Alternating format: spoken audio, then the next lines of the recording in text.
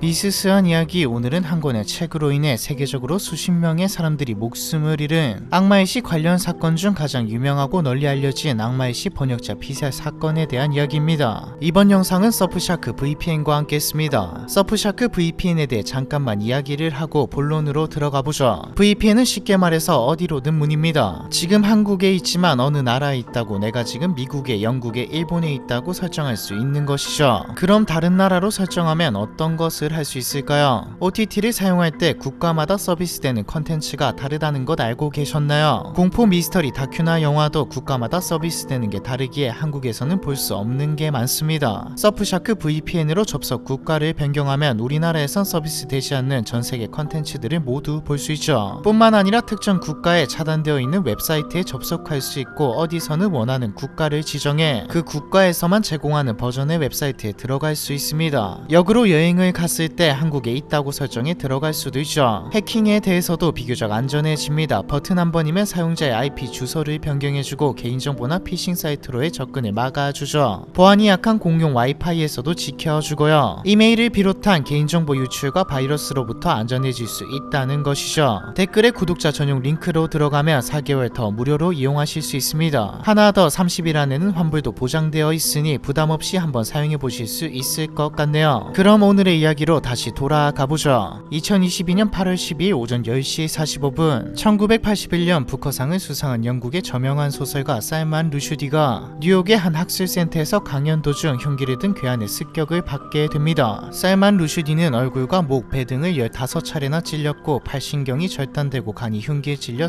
손상되었으며 한쪽 눈을 실명할 정도의 중상을 입었죠. 75세 노인의 몸으로 치명상을 입은 살만 루슈디는 인공호흡기에 의지해 다행히 목숨은 건졌고 무사히 회복 중이라고 인터뷰를 진행했습니다. 살아남은 게 신기할 정도죠. 지난 36년간 악마의 시로 인해 위협에 시달리고 살다가 이제서야 보통의 삶을 살 수 있게 되었다는 인터뷰를 한 지 2주 만에 또 한 번의 창극이 벌어진 것이었습니다. 영국 매체들은 앞다퉈 살만 루슈디의 피습 사건을 보도하면서 악마의 시로 인해 지금까지 최소 45명이 사망했다는 기사를 냈죠. 동시에 관련 사건들 중 가장 널리 알려진 일본의 악마의 시 번역자 피살 사건을 재조명했고요. 악마의 시는 뭐고 45명이 사망했다니 이건 또 무슨 말일까요? 1991년 7월 12일 이른 오전 도쿄의 명문 국립대 스쿠바 대학교의 청소부는 인문사회학관 A동 건물을 청소하고 있었습니다. 여름방학이 시작되는 시점이라 그런지 평소 학생들이 방문할 일이 거의 없는 연구동이라 그런지 건물은 텅 비어 있었고 인기척 하나 없이 고요했죠. 청소부는 층별로 청소를 하며 7층으로 향했습니다. 하지만 엘리베이터 문이 열리는 순간 그대로 주저앉아 버렸죠. 엘리베이터 문 앞은 온통 피바다였으며 고인 핏물 위에는 한 남성의 시신이 놓여 있었거든요. 신고를 받고 출동한 경찰은 무참히 살해된 피해자가 스쿠바 대학교에서 비교문화학을 강의하던 조교수 이가라시 히토시라는 사실을 확인했습니다. 사망 추정 시각은 하루 전인 1991년 7월 11일 밤 10시경부터 새벽 2시 사이. 사인은 날카로운 흉기에 의한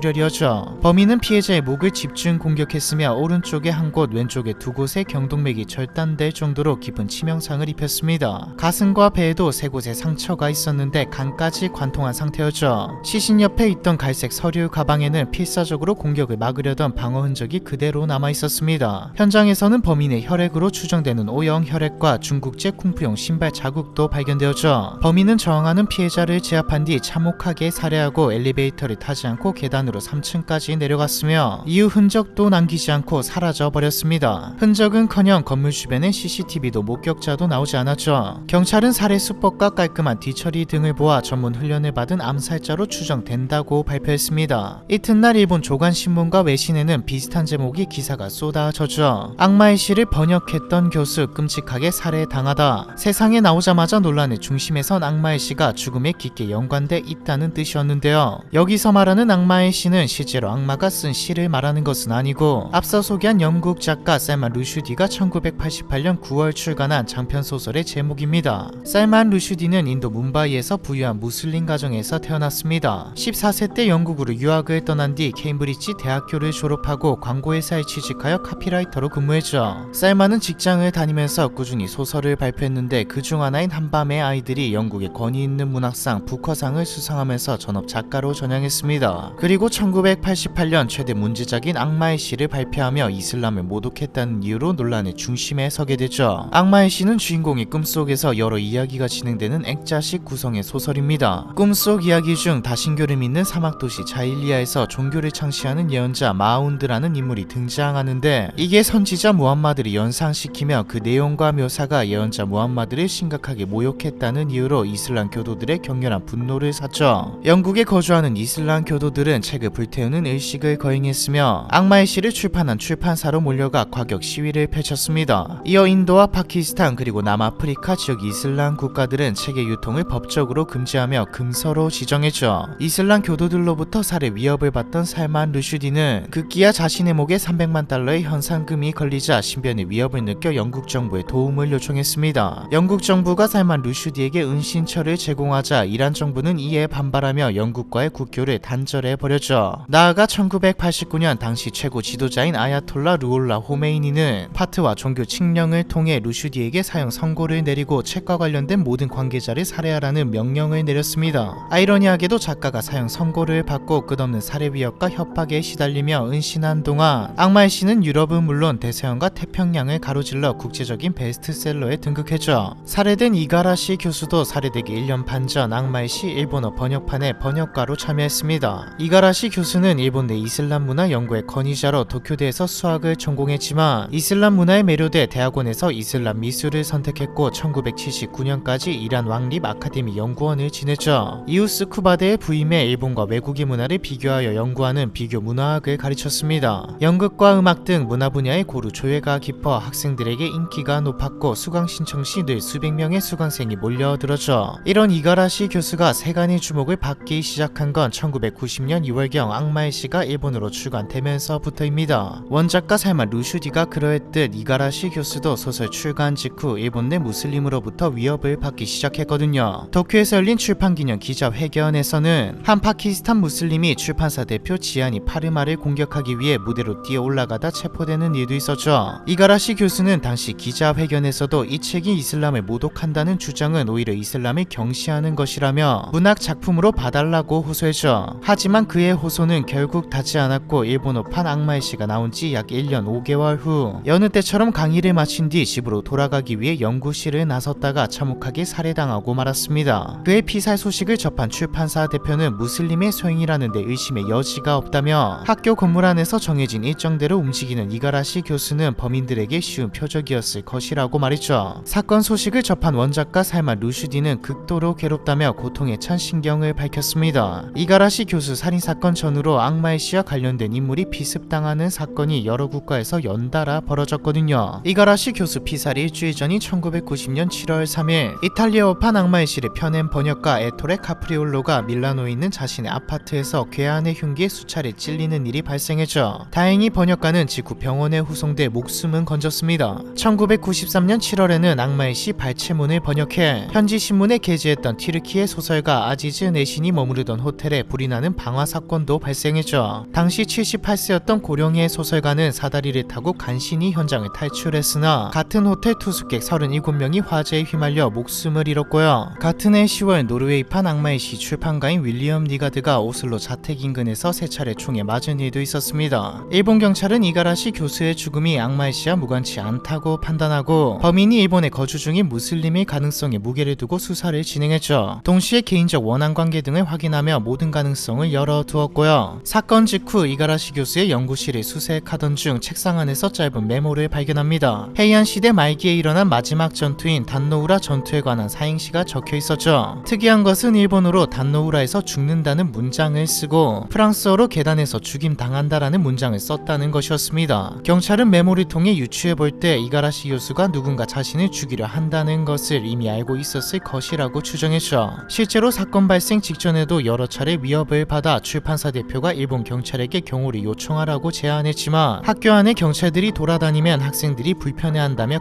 거절했으니까요. 일본 경찰은 발견된 메모를 일종의 다잉 메시지라고 보고 범인을 단서를 찾기 위해 다각도로 검토했지만 결국 아무런 해석도 내놓을 수 없었습니다. 용의자 특정은 고사하고 범행 동기가 악마의 시라는 사실조차 입증하지 못하고 난항을 겪었죠. 결국 아무런 단서를 찾지 못한 채 속절없이 세월만 흘러갔습니다. 그런데 사건으로부터 7년이 지난 1998년 4월 30일 일본의 주간 시사 대중 중잡지 주간문춘에 다음과 같은 제목의 기사가 단독 보도되었죠. 악마의씨 이가라시 교수 살인사건 유력한 용의자 특정. 기사에 따르면 사건 당시 일본 경찰은 극비리의 유력한 용의자를 수사하고 있었습니다. 용의자는 스쿠바 대학교에서 단기 유학 중이던 방글라데시 국적의 학생 A로 이가라시 교수가 숨진 다음날 나리타 공항에서 모국인 방글라데시로 출국한 기록이 확인되었죠. 일본 경찰은 정황상 학생 A가 범인이라고 확신하고 방글라데시의 일본 대사관을 통해 현지 경찰의 수사 협조를 요청했습니다. 하지만 방글라데시 경찰은 사건 직후 출국했다는 기록 외에 학생 A가 범인임을 입증할 증거도 없다며 협조를 거부했죠. 당시 일본 경찰은 비협조적인 현지 경찰에 항의하며 A의 신병을 더 강력히 요청하려 했지만 일본 정부 고위층 인사가 일본과 이슬람 국가 간 외교 관계에 악영향을 미칠 수 있으니 사건을 덮으라고 압력을 가했기 때문에 더 이상 진행하지 못하고 묻히고 말았다는 내용의 기사였습니다. 일본 국민들은 기사 내용에 공분하며 수사 당국의 용의자 신병 확보 및 재수사를 촉구했지만 일본 경찰과 정부는 강력한 물증이 없다는 말만 반복했죠. 다시 시간은 흘러 2006년 7월 11일 사건 발생 15년이 지나 공소시효가 만료되었습니다. 이가라시 교수의 아내이자 일본 비교문학자 이가라시 마사코는 경찰을 향해 남편이 살해된 사건 수사를 포기하지 말아달라고 호소했지만 결국 재수사는 진행되지 않았고 유가족들이 2009년 경찰서에서 이가라시 교수가 남긴 지갑과 안경 등 유류품을 수령하면서 악마의씨 번역자 피살 사건은 영원한 미제로 남게 되었죠. 유력한 용의자는 있지만 아무것도 하지 못한 사건. 악마의씨가 신을 모독했다며 이가라시 교수를 포함해 30여 년간 책과 관계된 모든 사람들의 목숨을 위협하고 살해한 진짜 악마들. 악마의씨 번역자 피살 사건에 대한 이야기, 이번 편은 여기까지입니다.